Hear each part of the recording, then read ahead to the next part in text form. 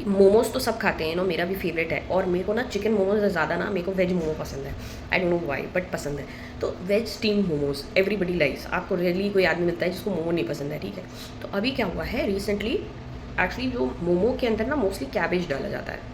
तो कैबेज को कई बार जब हम बॉईल ठीक से नहीं करते ना, तो कैबेज के अंदर ना एक वर्म का सिस्ट होता है। सिस्ट इन द सेंस, एक समझ लो सिंपल भाषा में बोल दूँ तो वर्म का अंडा होता है बेसिकली।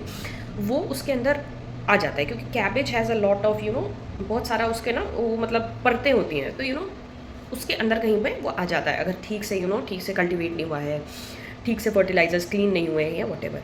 अब क्या होता है, उस कैबेज को आपने बनाया, ठीक से बॉईल नहीं किया, तो वो जो सिस्ट है वर्म का वो उसमें परसिस्ट कर गया। अब उसके बाद क्या होगा, आप उसको कंज्यूम कर लोगे, उसके बाद में जाके क्या होता है कि वो सिस्ट जो है वो अंदर ही अंदर आपकी बॉडी में डेवलप होता है, and it becomes a full fledged adult worm बन जाता है। And then it goes and even infects your areas like muscles and specially the brain में जाके क्या करता है, ये जो चीज़ है ये आपके ब्रेन को, ऑब्वियसली आपके ब्रेन में अनवांटेड गेस्ट है तो वो कुछ ना कुछ तो प्रॉब्लम क्रिएट करेगा ही। तो वो क्या करता है ना, ब्रेन के जो पैरेन्काइन होता है, ब्रेन का जो सब्सटेंस होता है उसको इरिटेट करने लगता है। अब इरिटेट करने से क्या होता है, आपको या तो दौरा आ सकता है या आपको कई तरह की प्रॉब्लम्स हो सकती है।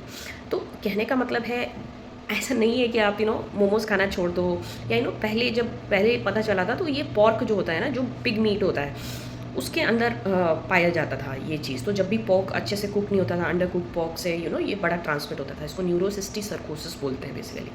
सिस्टी सर्काई जो होते हैं वो उस वर्म के लार्वा को बोलते हैं, उसके बच्चे को बोलते हैं। तो न्यूरो यानी कि ब्रेन में चला गया है, सिस्टी सर्कोसिस हो गया।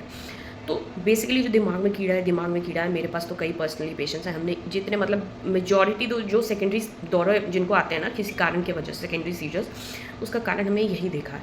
तो आप कभी भी रोड साइड फूड खाते हो, कभी भी मोमोज़ खा लिया, कोई भी कैबेज का डिश खा लिया, कैबेज से कैसे पता चला था कि cabbage is the culprit, because Leander Paes जो है ना, आप लोग को पता होगा, टेनिस प्लेयर है हमारे, तो उनको ना सीजर आया अचानक से, and he was a pure vegetarian. तो पहले बस यही धारणा थी कि pork, under cooked pork meat से आता है ये बीमारी, ये वर्म।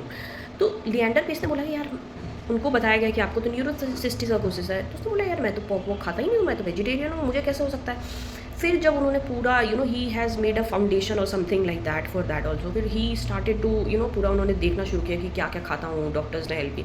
तो बाद में पता चला कि अंडर कुक्ड कैबेज से ये फैलता है। तो always be very very very careful कि आप ये सब रोड साइड में कुछ भी खा लेते हो, कुछ भी कर लेते हो, इन सब चीज़ों से बड़ा केयरफुल रहना, specially pork, under cooked pork and under cooked cabbage, very very important.